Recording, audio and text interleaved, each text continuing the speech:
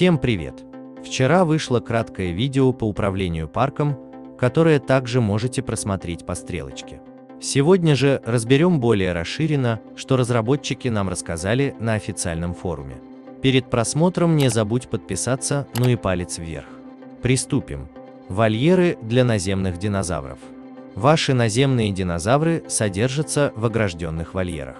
Большинство из них общительны и хорошо ладят с другими видами, но некоторых нужно держать при себе, как для их собственной безопасности, так и для безопасности других.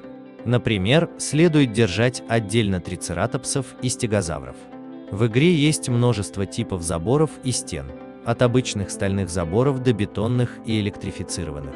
Их внешний вид будет варьироваться в зависимости от эпохи или тематики, которую вы выберете для своих парков, а разные заборы необходимы для разных динозавров.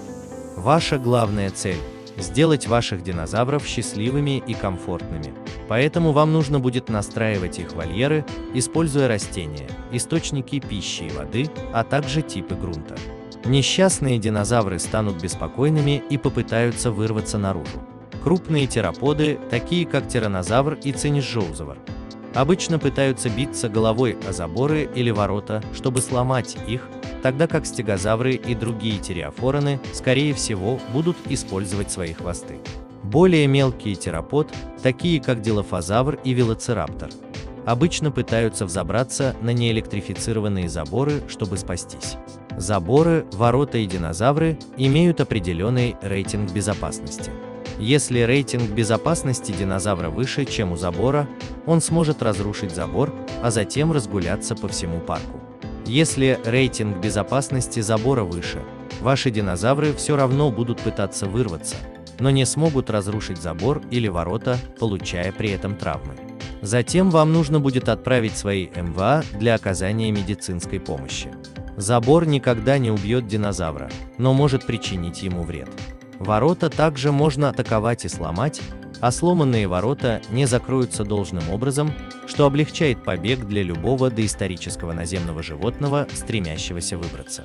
Электрифицированные заборы будут выступать в качестве дополнительного сдерживающего фактора от атак, но им также нужна дополнительная мощность для поражения электрическим током. Если у них нет электричества, они все равно будут действовать как обычный забор, но с более низким рейтингом безопасности, чем забор с полным электропитанием.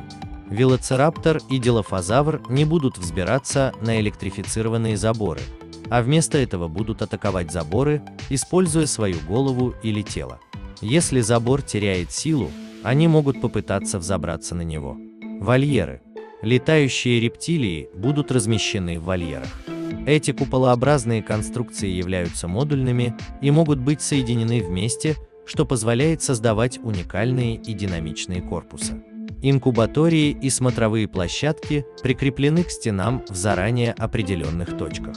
Вам понадобится как минимум один инкубаторий на каждый вольер, чтобы ваши команды рейнджеров могли выполнять сканирование рейнджеров и сообщать вам о ваших летающих рептилиях.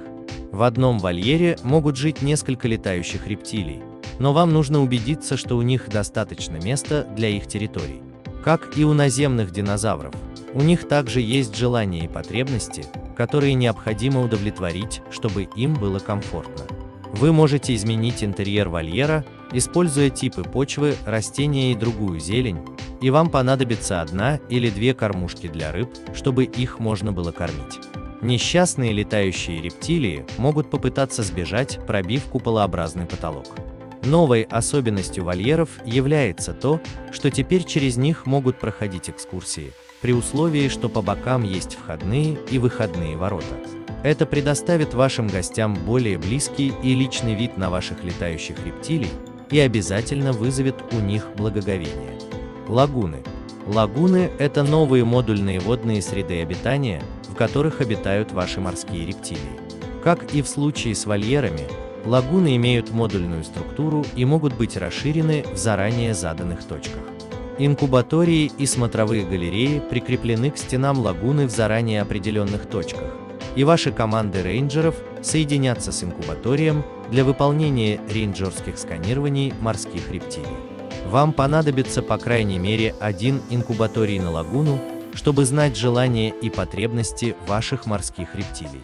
В ваши лагуны нельзя попасть с помощью экскурсий, но монорельсовые дороги могут проходить мимо или над ними для увеличения видимости динозавров. Смотровые галереи можно опустить под воду, чтобы ваши гости могли вблизи увидеть морских рептилий в их естественной природе. Прикрепите кормушку для акул к любой лагуне, где обитают большие морские рептилии, такие как мозазавр, чтобы дать вашим гостям захватывающий вид во время кормления. Маленькие морские рептилии любят рыбу, поэтому не забудьте добавить кормушку для рыбы, чтобы у них был источник пищи. Голодные морские рептилии не смогут убежать, но они умрут от голода, если их надолго оставить без еды. В одной лагуне может находиться несколько морских рептилий, но в зависимости от вида, может быть хорошей идеей держать некоторых из них отдельно. Более крупные морские рептилии могут просто попробовать съесть более мелких.